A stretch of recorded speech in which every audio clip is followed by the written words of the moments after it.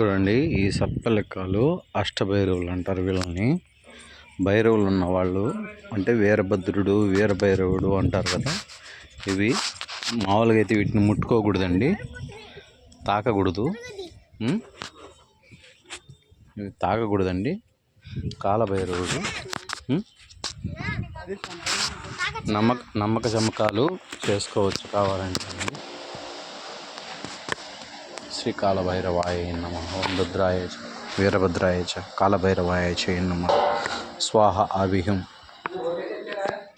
1 2 3 4 5 6 7 8 అష్టకాలభైరవాళ్ళు అంటారండి వీళ్ళని. చాలా శక్తివంతమైనవి, చాలామందికి తెలియదు. ఇదిగోండి చూసుకోండి, ఇది వీడియో 4 కింద పెడతానండి. అదిగోండి, అది దక్షిణ గోపురం, అది యమగోపురం అంటారు. అదిగోండి, అది ఉత్తర గోపురం, అది కనబడుతుందా?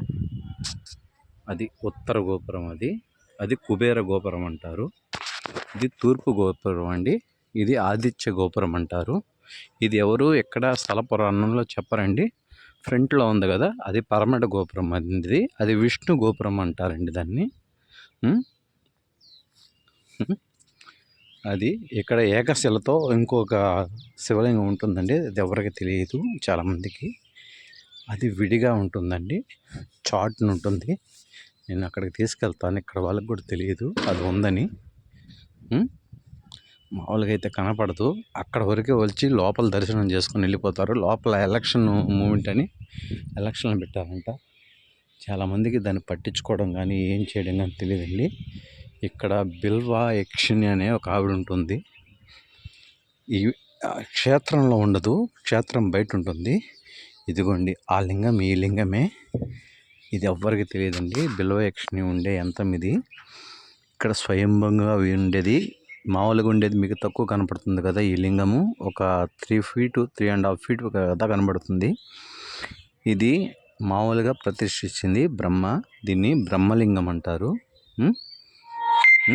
బ్రహ్మసూత్రం కూడా ఉంటుంది చూడండి, చిన్న గీత కనబడుతుంది. ఇదిగోండి కింద, ఇందాక బ్రహ్మసూత్రం వేరే, ఈ బ్రహ్మసూత్రం వేరే అండి. సరేనా?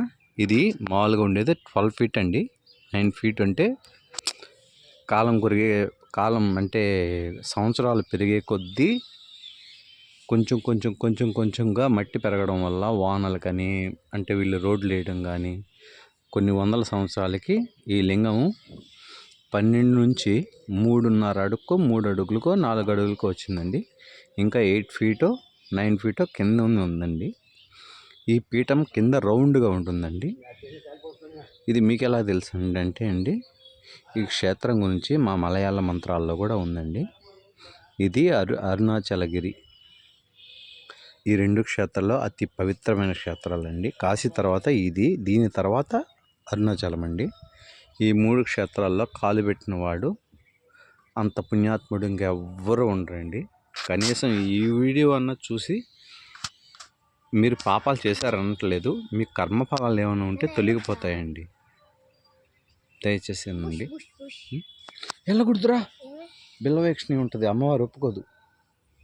ఆయన ఎక్కడ శివలింగానైనా ముట్టుకోవచ్చు, ఈ శివలింగాన్ని మాత్రం తాకకూడదు. బ్రహ్మసూత్రం ఉంది, సరేనా? అట్లాగే పద భోజనానికి.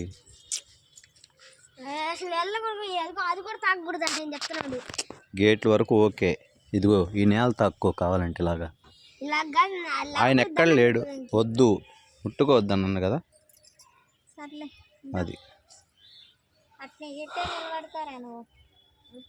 కావాలంటే లోపల పోయి పక్కన నిలబడు, ముట్టుకోవద్దు. అది ముట్టుకోవద్దు ఆయన్ని, ఎందుకంటే పక్కన బిల్వయక్షిణి కాపలా ఉంటుంది ఆయనకి. అది నేనున్నాను కాబట్టి మీకు చూపించగలుగుతున్నా, కొంతమందికి తెలియదు. అదిగో ఆ బ్రహ్మసూత్రం ఉన్న ఏ లింగాన్ని ముట్టుకోకూడదు. అది లింగం కాదు, అది బ్రహ్మసూత్రం ఉన్న లింగాల్ని ముట్టుకోకూడదు. అతి పవిత్రము, శక్తివంతము.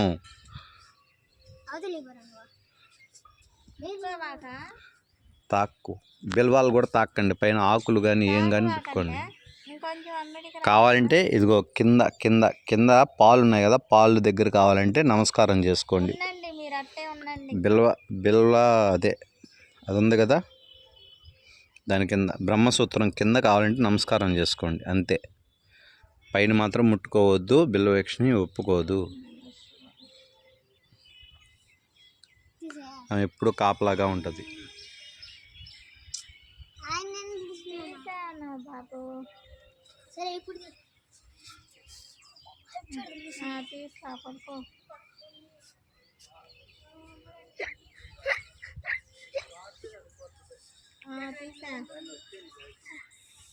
రారా, ఇదిగోండి ఇది తూర్పు గోపురం చెప్పాను కదా, ఆదిత్య గోపురం అంటారు దీన్ని. వెళ్తున్నాము.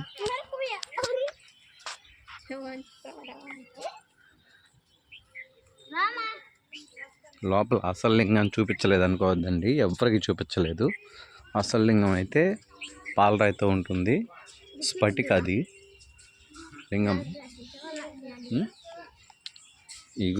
ఈ గోపురమే లాస్ట్ ఎండ్ అండి. అవి లైటింగ్ కోసం వెళ్తారులే. ఇది అన్నదాన ప్రసాదానికి పోయే లాస్ట్ అండి. ఇదే లాస్ట్. అదిగోండి అది బిల్వ చెట్టు, బిల్వయక్షిని ఉండేది అక్కడే కాపలాగా కాస్తుందండి. అది ఇది బిల్వ చెట్టు అండి. దీన్నే త్రిబిలం అంటారు, మారేడు దళం అని కూడా అంటారండి. మేమైతే బిల్వం అంటాము, ఏ ఊర్లో ఏమంటారో మాకు తెలియదు. బిల్వయక్షిని ఉండేది అక్కడే అండి, ఆ చెట్టు కిందే ఉంటుంది. సరేనా అండి. అదిగోండి భోజనశాలకు వెళ్తున్నాము. దొరకడమే పుణ్యం అండి. బాయ్, ఉంటాను ఫ్రెండ్స్. ఇదే లాస్ట్, ఇంకెంతకంటే ఎక్కువ వీడియో పెట్టలేనండి. ఇది నెంబర్ 4కి వస్తుందండి. 1 2 3 4 పెట్టాను, చూసుకోండి.